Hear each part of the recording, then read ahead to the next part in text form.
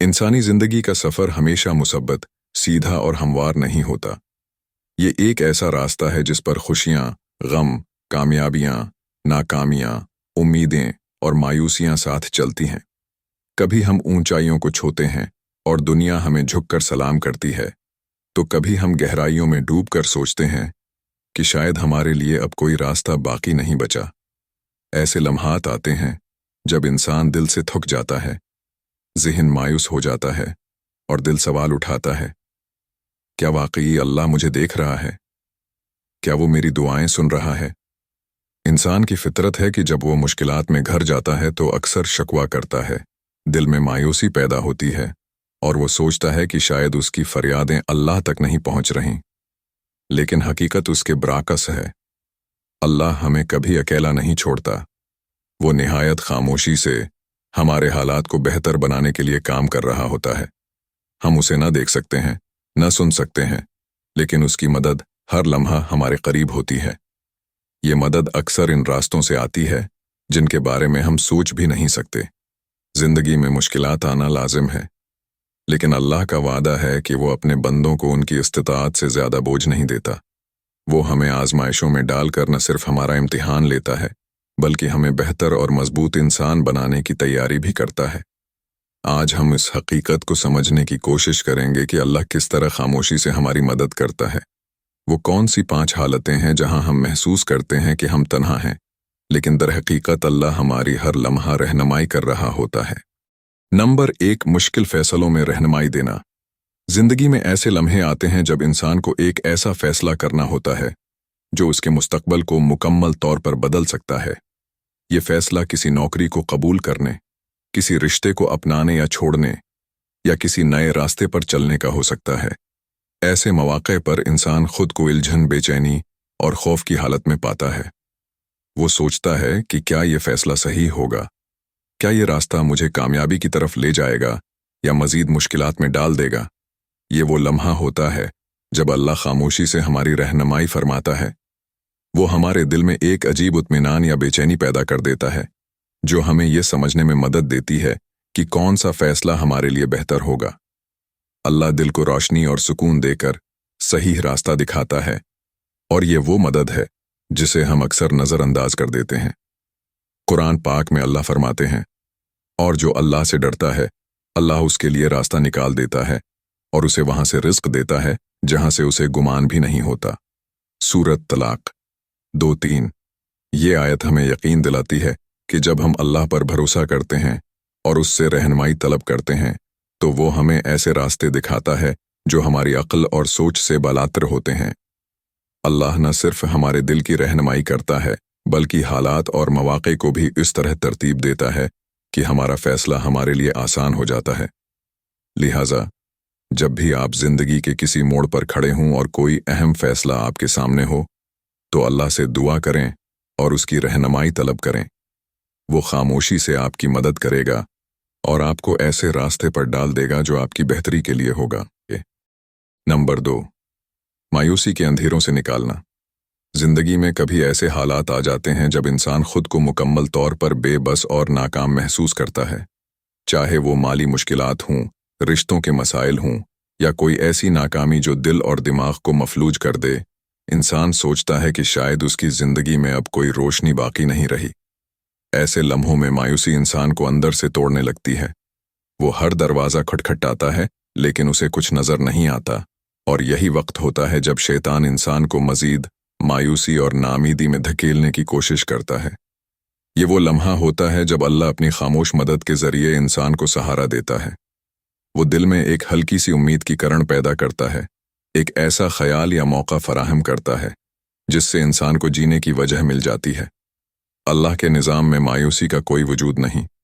वो अपने बंदों को कभी भी उनके हाल पर छोड़ता नहीं, बल्कि उन्हें ऐसे हालात और मौके फराहम करता है जो उनके अंधेरे को रोशनी में बदल देते हैं। कुरान पाक में अल्लाह फरमाते हैं, और अल्लाह की रहमत से मायूस न हो, बेशक अल्लाह की रहमत से सिर्फ काफिर ही मायूस होते हैं। सूरत यूसुफ 7। ये आयत हमें याद दिलाती है कि चाहे हालात कितने ही बड़े क्यों न हों, अल्लाह की रहमत हमेशा हमारे साथ होती है। وہ ہمارے لیے ایسے مواقع پیدا کرتا ہے جن کا ہم تصور بھی نہیں کر سکتے۔ وہ مایوسی کے اس گہرے سمندر سے ہمیں نکال کر امید کے ساحل تک لے جاتا ہے۔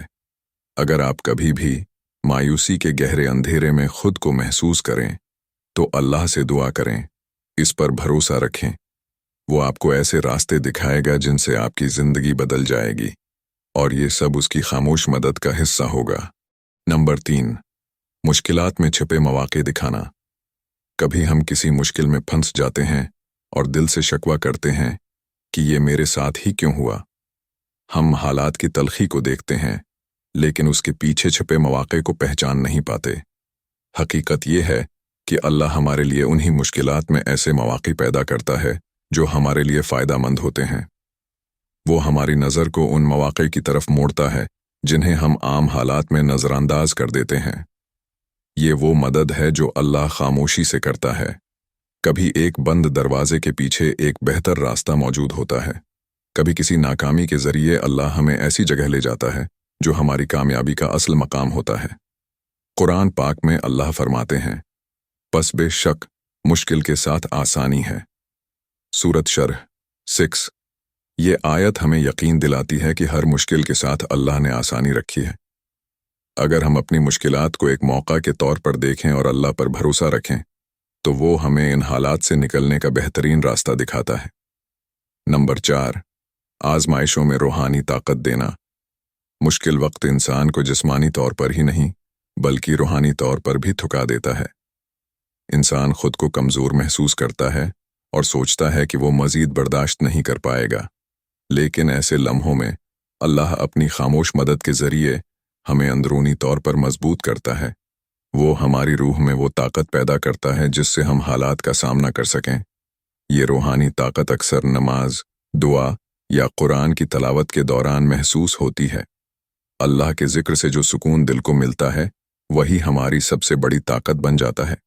اللہ ہماری دعا کو قبول کرتے ہوئے ہمیں اندر سے مضبوط کرتا ہے تاکہ ہم نہ صرف اپنی مشکلات کو جھیل سکیں بلکہ ان پر قابو بھی پا سکیں۔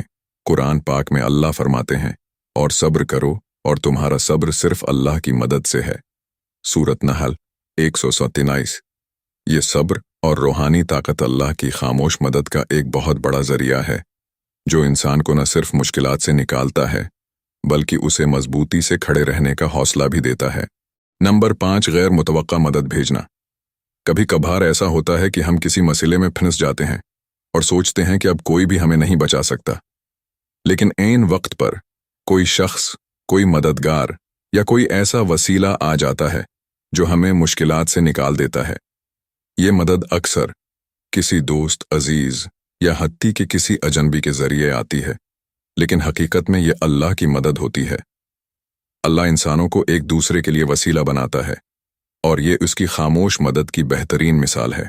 وہ ان لوگوں کو ہمارے لیے متحرک کرتا ہے جو ہماری زندگی میں آسانیاں پیدا کرتے ہیں۔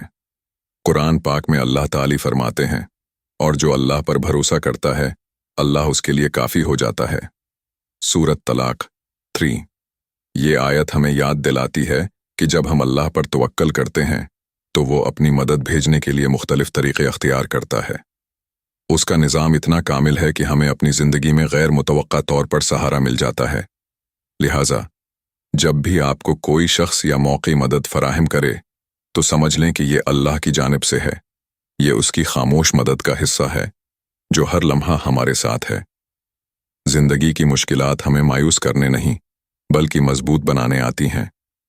اللہ اپنی خاموش مدد کے ذریعے ہمیں سنبھالتا ہے، ہماری رہنمائی کرتا ہے اور ہمیں ان راستوں پر ڈال دیتا ہے جو ہماری بھلائی کے لیے ہوتے ہیں۔ ہمیں یہ سمجھنے کی ضرورت ہے کہ ہر آزمائش ایک موقع ہے، ہر مایوسی کے پیچھے ایک امید ہے اور ہر مشکل کے ساتھ اللہ کی طرف سے ایک انعام چھپا ہوا ہے۔ یاد رکھیں، اللہ کبھی اپنے بندوں کو تنہا نہیں چھوڑتا۔ چاہے حالات جیسے بھی ہوں، اللہ آپ کے ساتھ ہے، آپ کو دیکھ رہا ہے اور آپ کی دعاؤں کو سن رہا ہے۔ ہمیں صرف صبر، شکر اور اللہ پر بھروسہ قائم رکھنا ہے۔ یہی وہ ایمان ہے جو ہمیں دنیا کی سب سے بڑی طاقت دیتا ہے۔ اگر یہ باتیں آپ کے دل کو سکون اور حوصلہ دیتی ہیں تو اس ویڈیو کو ضرور لائک کریں، شیئر کریں اور سبسکرائب کریں۔ آپ کا ایک شیئر کسی کے دل کی مایوسی کو امید میں بدل سکتا ہے۔ किसी की जिंदगी के मसाइल को हल करने का जरिया बन सकता है। अल्लाह हम सब की मदद करे, हमें सब्र और शुक्र की तौफीक अता फरमाए और अपनी खामोश मदद से हमारी जिंदगियों को आसान करे। आमीन।